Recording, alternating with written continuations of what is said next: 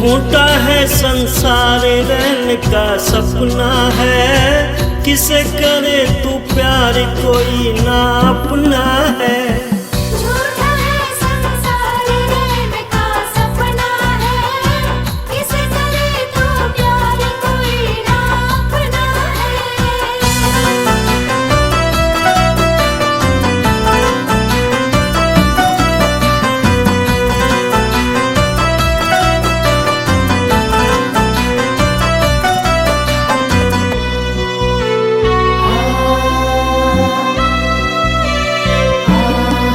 जीवन के सफर में राही जरा रखना कदम संभल के, तू बहक न जाना पगले मंजिल के पास निकल के।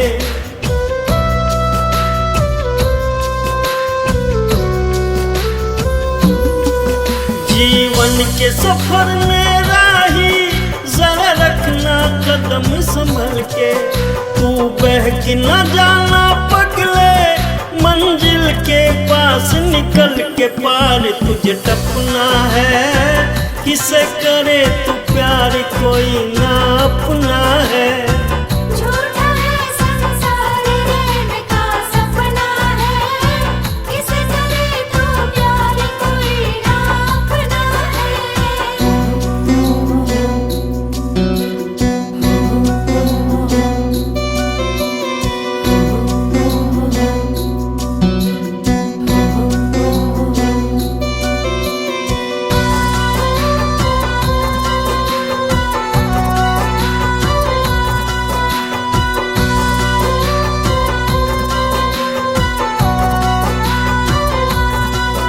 ओ माया के मत वाले पल पल में उम्र ढली जा, चक्कर में काल बलि के चक्की में मूंग दली जा।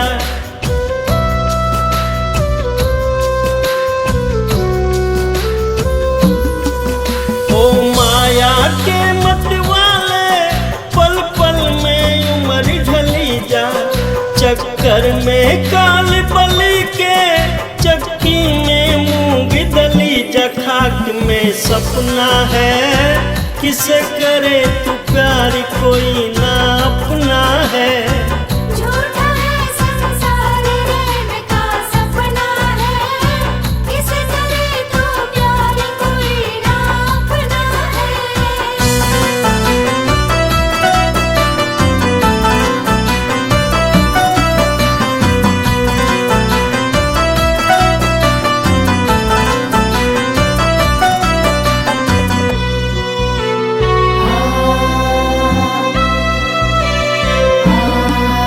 आया था प्याज कमाने ना बाकी मूल रहा है, हो बंद अरे मन मूर्ख तू बिल्कुल भूल रहा है।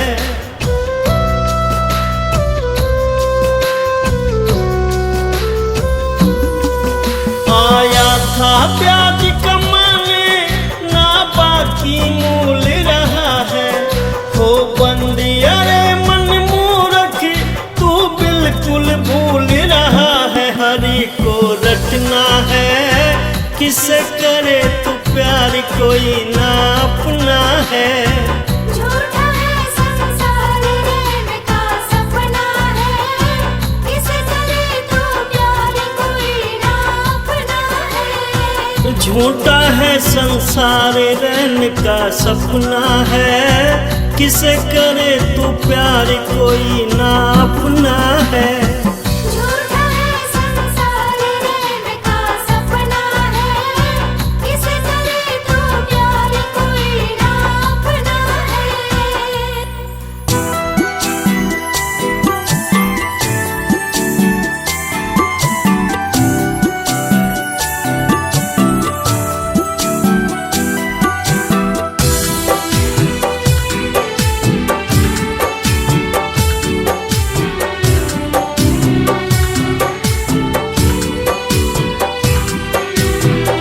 लगा के आस में बैठी हूँ एक जमाने से, लगा के आस में बैठी हूँ एक जमाने से।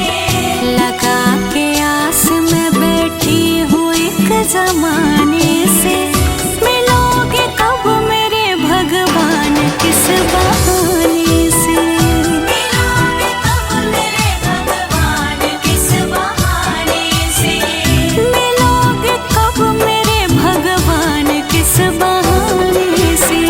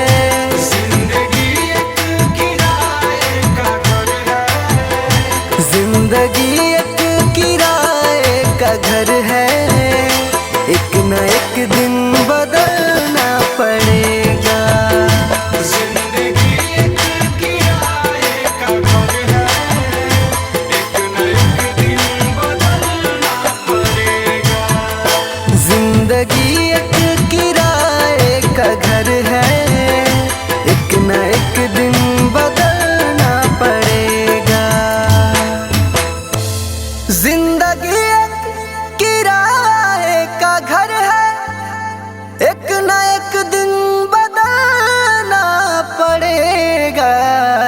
मौत जब तुझको आवाज देगी, मौत जब तुझको आवाज देगी, मौत जब तुझको आवाज देगी, घर से बाहर निकलना पड़ेगा। जिंदगी एक किराए का घर है, एक न एक दिन बदलना पड़ेगा।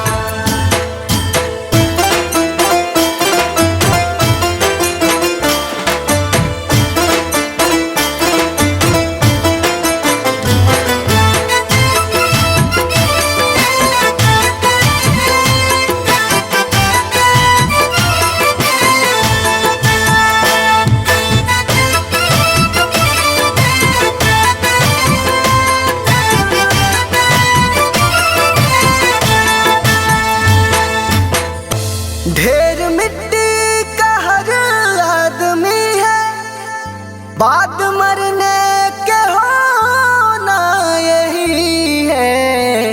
या जमीनों में तुरबत बनेगी, या जमीनों में तुरबत बनेगी, या जमीनों में तुरबत बनेगी, या चिताओं में जलना पड़ेगा।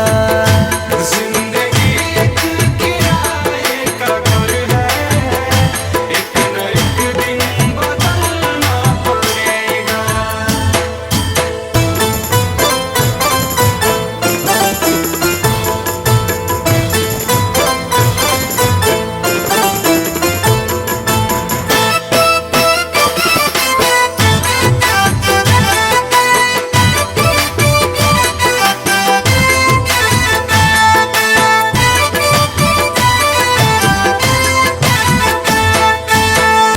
रात के बाद होगा सवेरा, देखना है अगर दिल सुनहरा।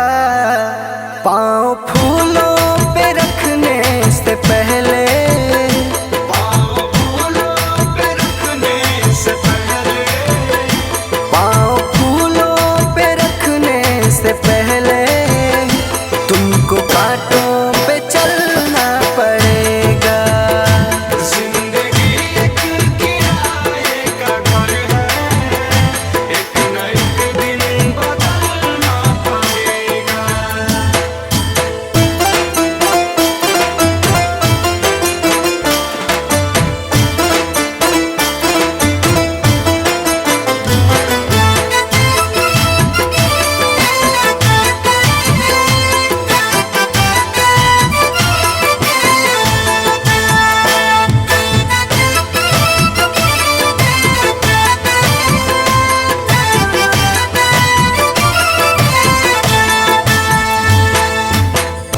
एतबार उनके वादों का मत कर, वरना ऐ दिल मेरे जिंदगी भर तुझको भी मोमबत्ती की तरह, तुझको भी मोमबत्ती की तरह, तुझको भी मोमबत्ती की तरह, कतरा कतरा पिघलना पड़ेगा। जिंदगी एक किराए का घर है, एक न एक दिन बदलना पड़ेगा।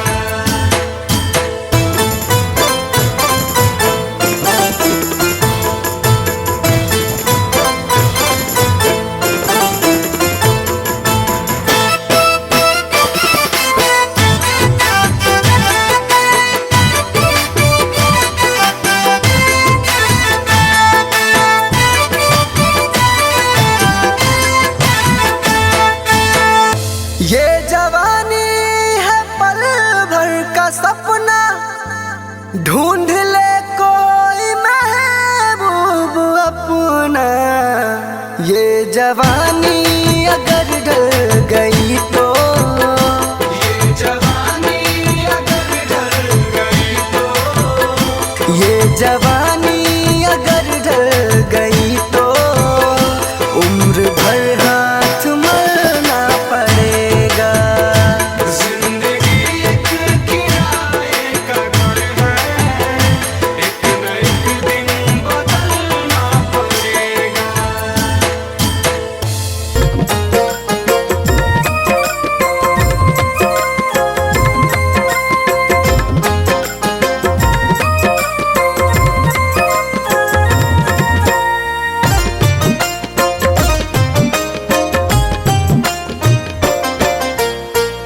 ओ पापी मन कर ले भजन, मौका मिला है तो कर ले जतन।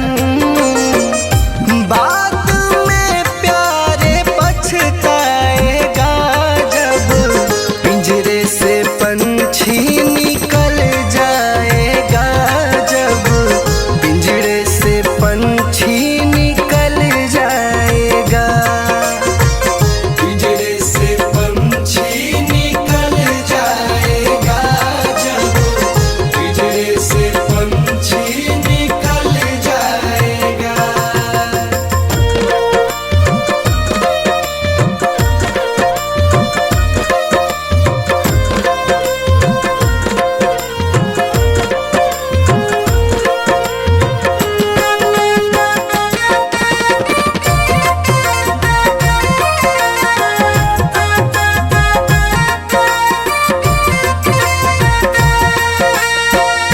संत जन कहते हैं कि क्या तेरा क्या मेरा लगा रखा है।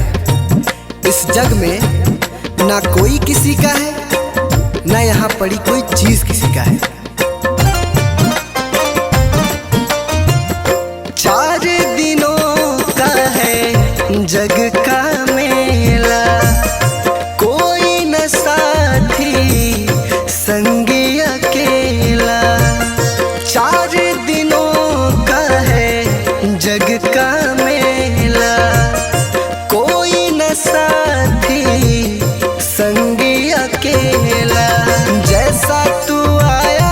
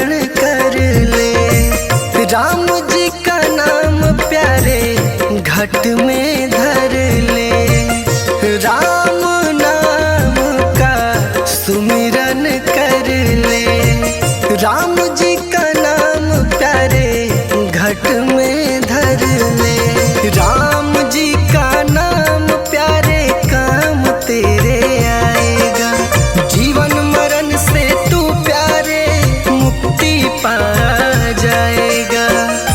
बाद में प्यारे पछताएगा, जब पिंजरे से पंछी निकल जाएगा, जब पिंजरे से पंछी निकल जाएगा।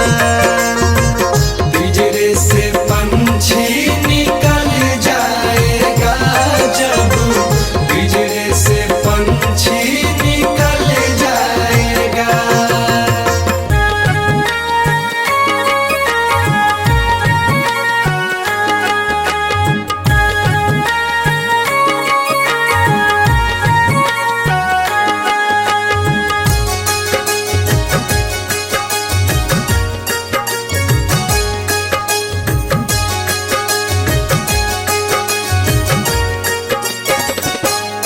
कभी प्यासे को पानी पिलाया नहीं, बाद अमृत पिलाने से क्या फायदा।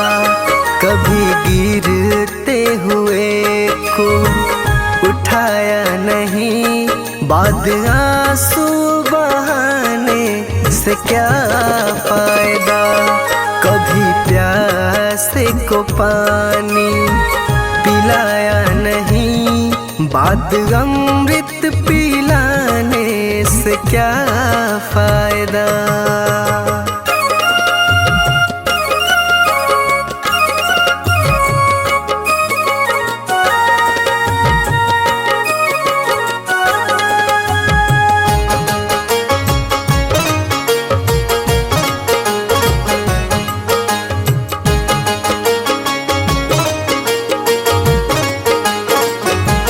मैं तो मंदिर गया पूजा आरती की, पूजा करते हुए ख्याल आ गया।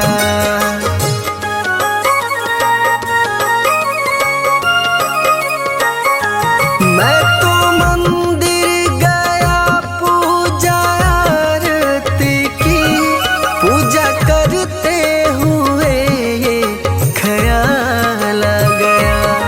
कभी माँ बाप की सेवा की ही नहीं, सिर्फ पूजा के करने से क्या फायदा। कभी प्यासे को पानी पिलाया नहीं, बाद अमृत पिलाने से क्या फायदा।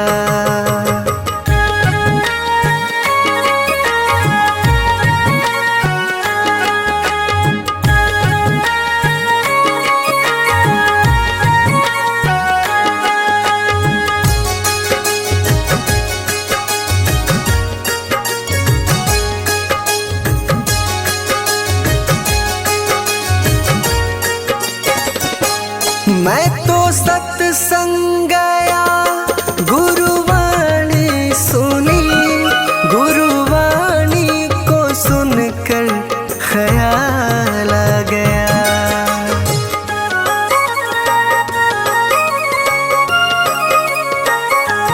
मैं तो सत्संग गया, गुरुवाणी सुनी, गुरुवाणी को सुनकर ख्याल आ गया। जन्म मानव का लेकर दया न करी, फिर मानव कहलाने से क्या फायदा। कभी प्यासे को पानी पिलाया नहीं, बाद अमृत पिलाने से क्या फायदा।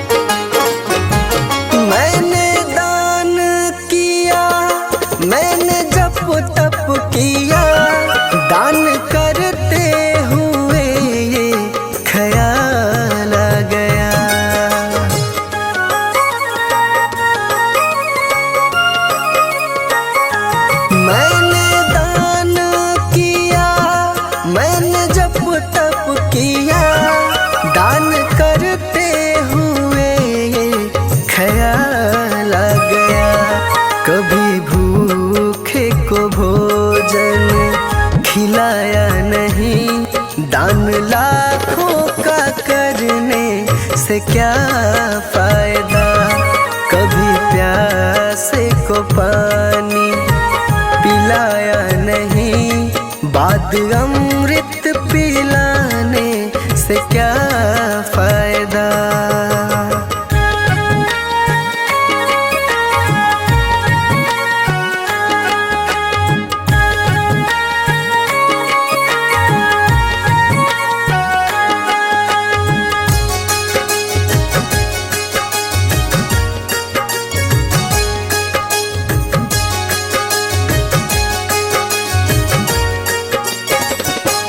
गंगा नहाने हरिद्वार काशी गया, गंगा नहाते ही मन में ख्याल आ गया।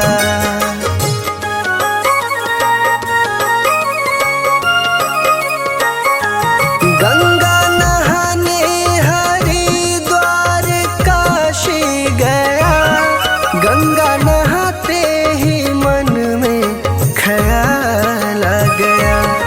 तन को धोया मगर मन को धोया नहीं, फिर गंगा नहाने से क्या फायदा। कभी प्यासे को पानी पिलाया नहीं, बात अमृत पिलाने से क्या फायदा।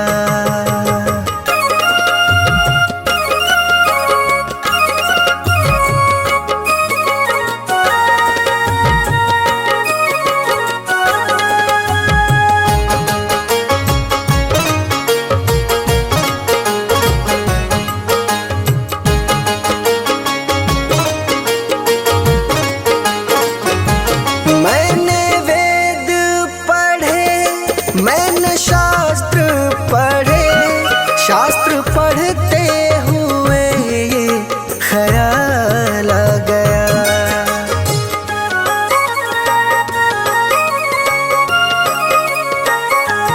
मैंने वेद पढ़े, मैंने शास्त्र पढ़े, शास्त्र पढ़ते हुए ये ख्याल आ गया। मैंने ज्ञान किसी को बांटा नहीं, फिर ज्ञानी कहलाने से क्या फायदा। कभी प्यासे को पानी पिलाया नहीं, बात